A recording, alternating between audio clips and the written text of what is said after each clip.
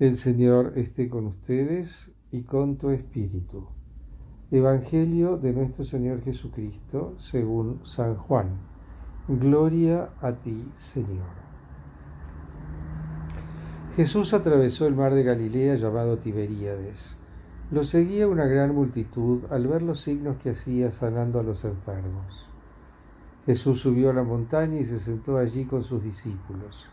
Se acercaba la Pascua, la fiesta de los judíos.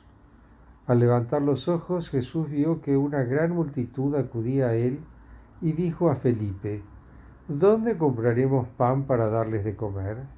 Él decía esto para ponerlo a prueba porque sabía bien lo que iba a hacer.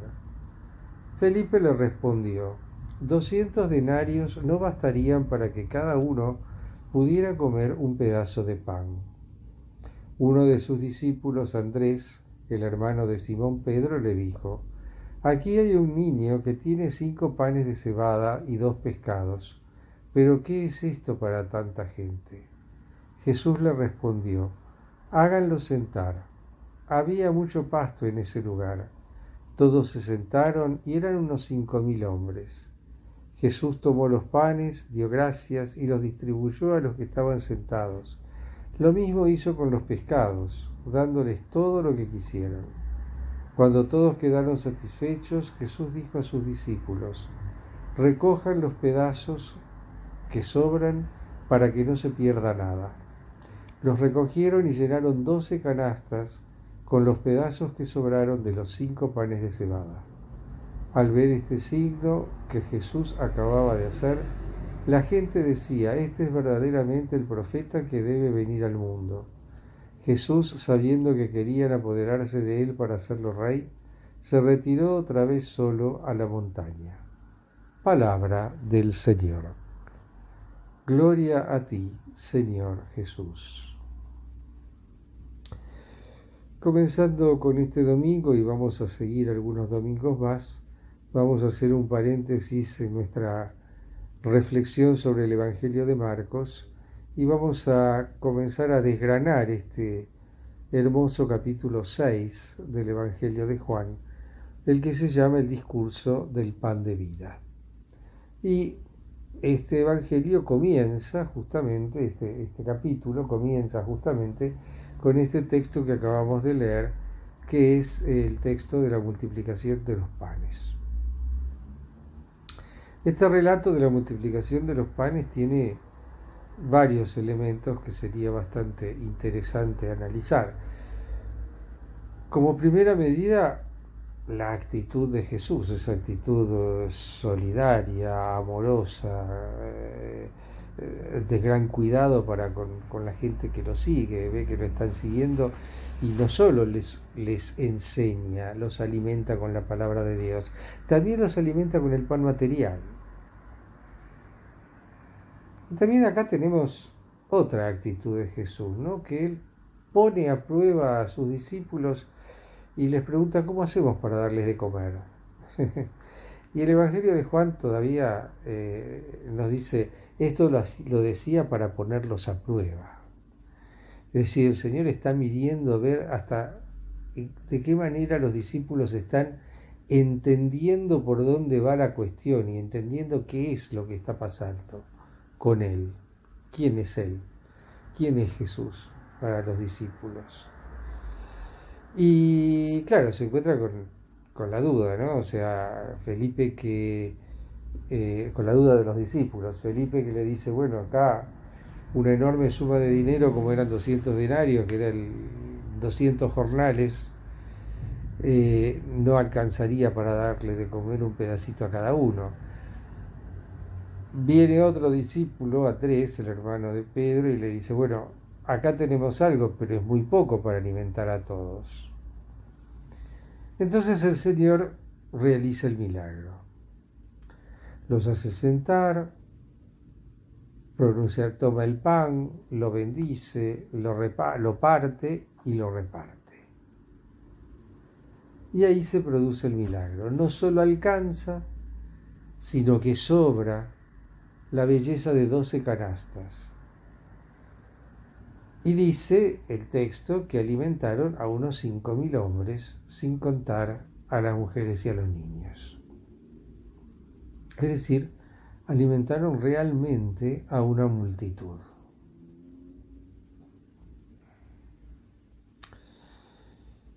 El gesto que realiza Jesús para los ojos de sus contemporáneos, de los que lo están viendo en ese momento, es un gesto semejante al que hace cualquier padre de familia en el Medio Oriente de aquella época a la hora de comer.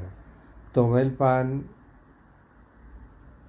pronuncia la bendición de la mesa, que se pronunciaba con el pan en la mano, lo parte y lo reparte a los miembros de la familia.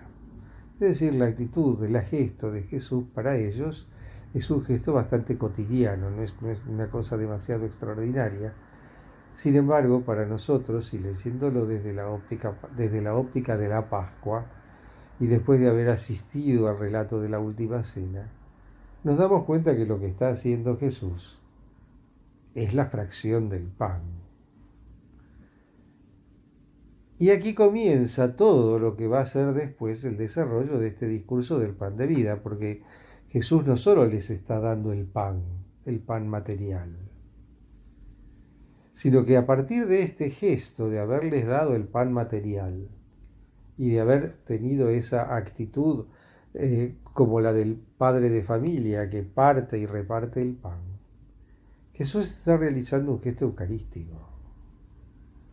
Jesús está partiendo el pan para distribuirlo a la multitud y alimentar a la multitud. Y ese pan ya no va a ser el pan de mesa, sino que va a ser el pan de Dios, va a ser el pan de vida, ese pan de vida que va a ser el mismo. Es decir, que aquí, con este gesto, Jesús está mostrando que ahora es Él el que alimenta a la multitud, pero no ya dándoles pan, sino haciéndose pan, haciéndose alimento de vida eterna.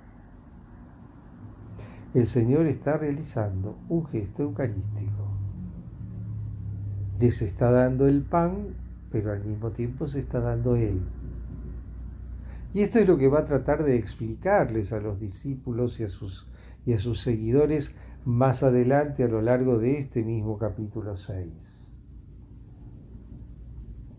El Señor se da a sí mismo. Y este darse a sí mismo es lo que el Señor hace cada día, en cada lugar donde se celebre la Eucaristía. Donde se celebre la Eucaristía, el Señor se da a sí mismo como alimento de vida eterna, como pan de vida.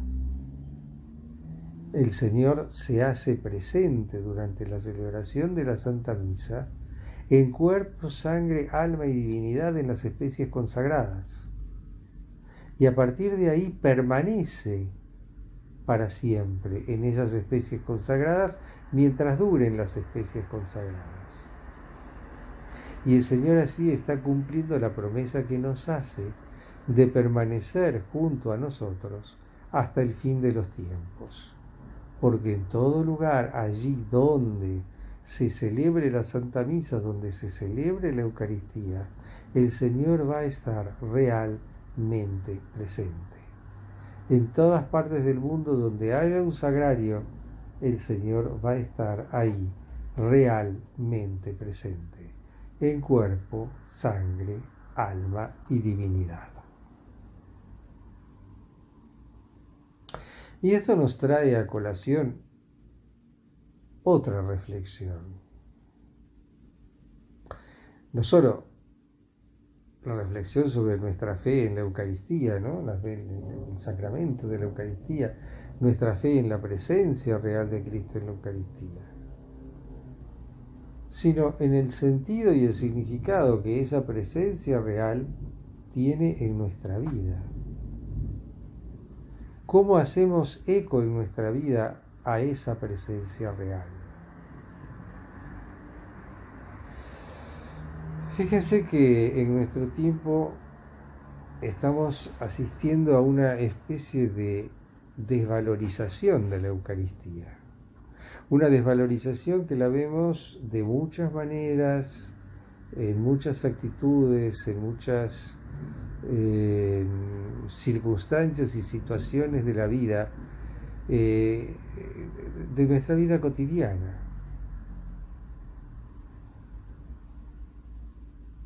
¿Cómo nos plantamos nosotros frente a la Eucaristía? ¿Qué es la Eucaristía para vos? ¿Qué es la Eucaristía para mí? ¿Qué es la Eucaristía para cada uno de nosotros? La Iglesia nos dice que la Eucaristía es el culmen y la fuente de toda la devoción y de toda la oración de la Iglesia. Pero en la práctica, en lo cotidiano, ¿cómo vivimos esa celebración eucarística? ¿Cómo vivimos esa centralidad de la Eucaristía? ¿Sigue siendo la Eucaristía lo más importante en nuestra vida de fe o no? A veces pareciera que no. A veces pareciera que la Eucaristía ya no es el centro, por ejemplo, del domingo. El domingo es un día en el que hacemos muchas cosas, pero la Eucaristía pasa por alto. O la Eucaristía es un agregado, o la Eucaristía es algo que se puede evitar o que se puede saltar. Está bien, últimamente hemos vivido situaciones excepcionales donde tal vez no era posible participar de la Eucaristía, donde justamente por la falta de fe en lo que significa la Eucaristía no se la consideró algo esencial para la vida de las personas, para la vida del creyente. No se consideró a la Eucaristía, la participación en la Eucaristía, algo esencial para nuestra vida. Pero más allá de eso, nosotros lo vivimos como algo esencial, más allá de esa situación de excepcionalidad,